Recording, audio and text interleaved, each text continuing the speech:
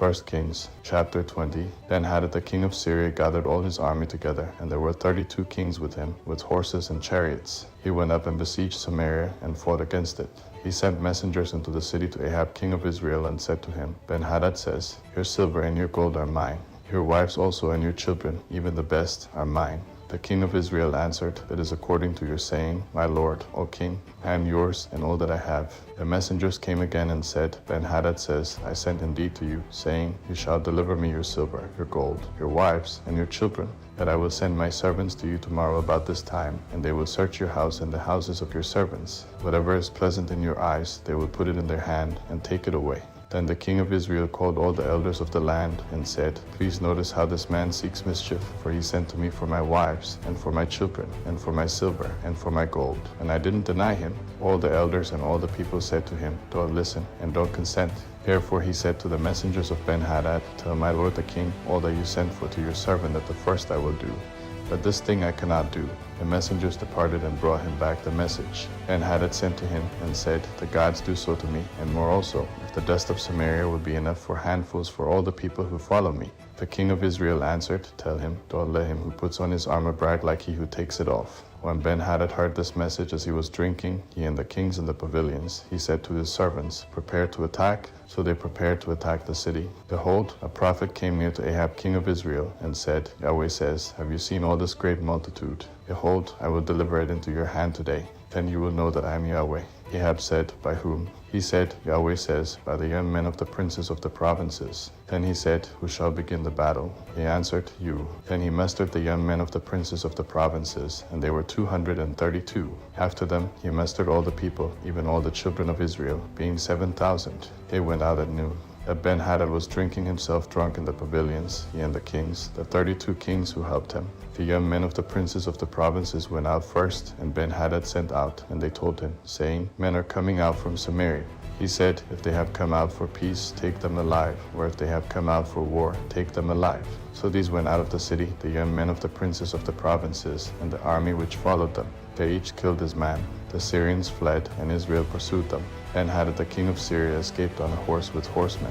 The king of Israel went out and struck the horses and chariots, and killed the Syrians with a great slaughter. The prophet came near to the king of Israel and said to him, Go, strengthen yourself, and plan what you must do, for at the return of the year the king of Syria will come up against you. The servants of the king of Syria said to him, Their God is a God of the hills, therefore they were stronger than we. But let's fight against them in the plain, and surely we will be stronger than they. Do this thing, take the kings away, every man out of his place, and put captains in their place. Muster an army like the army that you have lost, horse for horse and chariot for chariot. We will fight against them in the plain, and surely we will be stronger than they are. He listened to their voice and did so. At the return of the year, Ben-Hadad mustered the Syrians and went up to Aphek to fight against Israel. The children of Israel were mustered and given provisions, and went against them. The children of Israel encamped before them like 2 little flocks of young goats.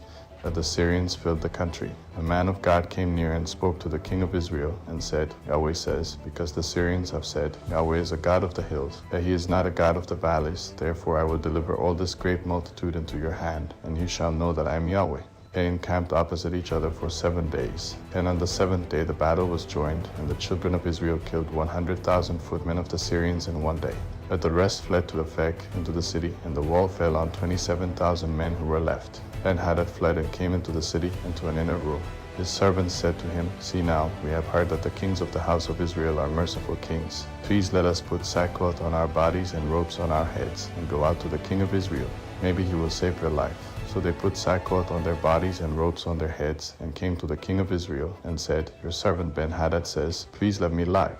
He said, Is he still alive? He is my brother. Now the men observed diligently and hurried to take this phrase, and they said, Your brother Ben-Hadad? Then he said, Go, bring him. Then Ben-Hadad came out to him, and he caused him to come up into the chariot. Ben-Hadad said to him, The cities which my father took from your father I will restore. You shall make streets for yourself in Damascus, as my father made in Samaria.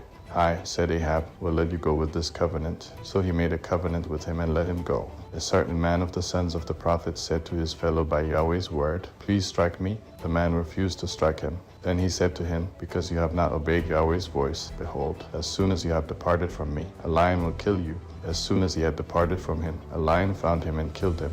Then he found another man and said, Please strike me. The man struck him and wounded him.